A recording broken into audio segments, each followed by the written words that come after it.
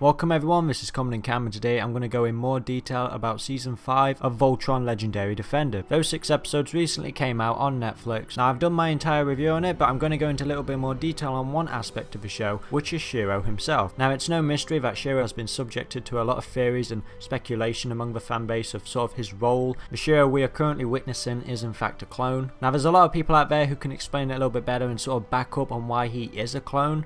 We've only had glimmer of moments, but Season 5 definitely does prod that speculation a lot more. Now what's already been said to sort of back this up? Well, the hair growing extremely long very quickly. Now he earned the title of champion when he was labelled as the ultimate soldier, when he was captured and he was fighting against all these different kinds of creatures. Seeing something that powerful would be certainly something they'd want to replicate. The way the Goro are keeping tabs is through the eyes, as that's sort of been the subject to how they're surveilling everything, and how he managed to escape the Goro in Season 3 very quickly, as well as that his identification code changing. And when the scorer basically let him leave and he came out and said Kuron, to which people have translated that in Japanese is clone. So basically the show's doing its job on giving you those little hints for people who are really paying attention. And well, in Season 5 the team are becoming way more self-aware of his strange behaviour. This plotline really begins in episode 3 called Postmortem, where the team are struggling to attack the beast on the planet. To stop this, the team works together and gets forced into a sort of like subconscious mode, and they're all sort of formed, getting ready to awaken the power to stop it. And well, at first glance Shiro is missing and he eventually appears, but he's not as active as the rest of the characters are. As they eventually free Voltron from the monster, Lance and Shiro are the only ones left. And well, for a brief second, Shiro is trying to get through to Lance by saying please listen to me, like a very anxious sort of tone.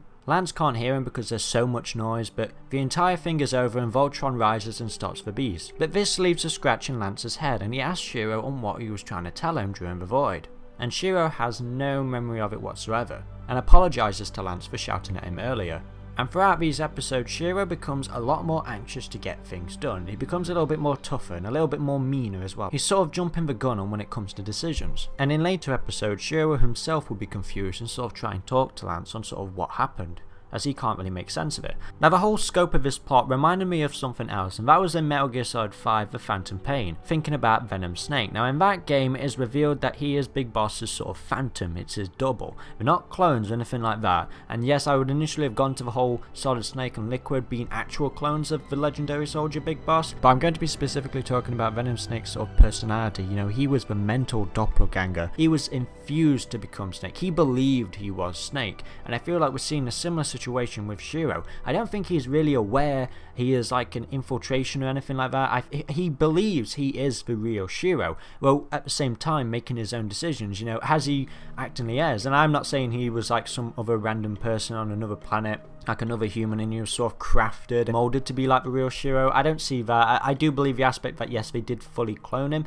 but he has a will of his own, and I feel like the Goro did that deliberately to make it more believable. I mean, if he believes he's a real person, it's going to work. You know, we've seen in past like movies and TV where clones that are aware they are clones and try and perceive, they get caught out, you know, and I feel like the aspect of sort of making it believe, like with Venom Snake, he was mentally and physically, you know, he lost his memory from his former self. He was told all the sort of history catch up that needs to be done and stuff like that, you know, and he still is aware, you know, he has his senses of sort of past events, but the sort of implants and stuff like that. And it reminds me of that sort of aspect that he is his phantom, he is the real Shiro's phantom. Now if this plotline sort of gets fleshed out, it'd be really interesting to sort of see this clone Shiro, because I don't think of him as evil. I mean, you never know, it could be sort of tampered with. I don't think he'll ever become evil sort of controllingly. I think he'll be sort of become evil by how angry he sort of is for discovering that his life essentially is sort of a lie. And I think that would be sort of a good plotline to sort of work with, and it elevates the sort of Punish / Venom Snake story a little bit more than what it did actually in the Metal Gear Solid 5 game. I feel like it could sort of be a real good sort of development to sort of him be conflicted with both the real Shiro and the clone Shiro. And while in Metal Gear Solid 5 Venom Snake would continue to act out the previous Snake sort of will to sort of create the foundation of Diamond Dogs, you know, he would play his part. But I think for this story aspect, I think it's going to go a little bit differently. You know, if Shiro's clone does find out what he really is, I feel like it's going to go in a bit more of a drastic tone, and he's going to be conflicted with ideas, and it's going to sort of clash a lot. I think it could be another rival against the Voltron team, but you never know. In the end, the way how the show could play it out is that he's at peace at the end. He sort of, you know, he can come to terms with it. Things don't have to end badly for him. So yeah, I definitely don't think he is designed evil. I don't think he's programmed like that. He just believes he is the real Shiro. Yet he is having doubts of him in it because he's not remembering an awful lot. With Lance and what you said to me in that sort of void there, and he's not remembering it, and there's a lot of headaches he's been having. This is definitely going to be a plot line that will carry out throughout season 6 and beyond. And it is weird to think that if he does turn out to be a clone, that the real Shiro has been missing this entire time. But stories like this become interesting when they add elements like this, and I feel like we shouldn't be really dwelling on the idea of, oh, it's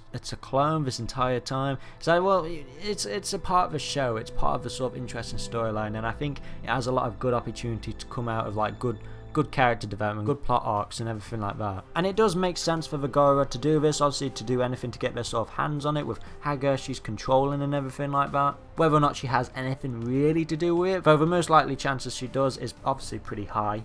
It's like, think of it in Shiro's clone sort of shoes on how he would sort of feel when he finds out he is a clone. He's going to be questioning it a lot. And although Metal Gear Solid 5's way of dealing with something like that was very mixed on my opinion, you know, some fans really liked it, some really didn't. But I think in Shiro's case, I think it could work out a lot better than what it did for Metal Gear Solid 5. And if he does find out and end up turning on Voltron, it won't be just because the Goro have told him to, it's because he's going to be very conflicted. What's his sort of place going to be? And it all works with the aspect that Shiro genuinely believes he is the real Shiro. And if his performance was at least acting, we wouldn't be seeing him in the Black Line, because the Black Line really would have known. Now, unless the Black Line sort of knows, but is sort of willing to let this on just for the sake of like the suspicion of it, we don't know. It's a lot of mystery, and this theory has blown up really much on the fan base. You know, there's a lot of stuff coming out of it, a lot of sort of heads spinning on, wait, how's this working, and the creators giving all these hints. You know, I treat it as like Shiro's very own phantom, more than a clone. I mean, the Goro loves Shiro. You know, he was the ultimate soldier, he is the ultimate champion, and much like in Metal Gear Solid when Zero saw that in Big Boss, you know, he had to replicate it. He wanted the legendary hero to live on forever. People need heroes and icons. Anyway guys, that's my wrap up on this video. Do share me what you think in the comment section below. Do check out my season 5 review of Voltron Legendary Defender if you've not already. And well, for more videos just like this, remember to subscribe and like this video. Until the next time guys, it's been Common and Cam, and goodbye.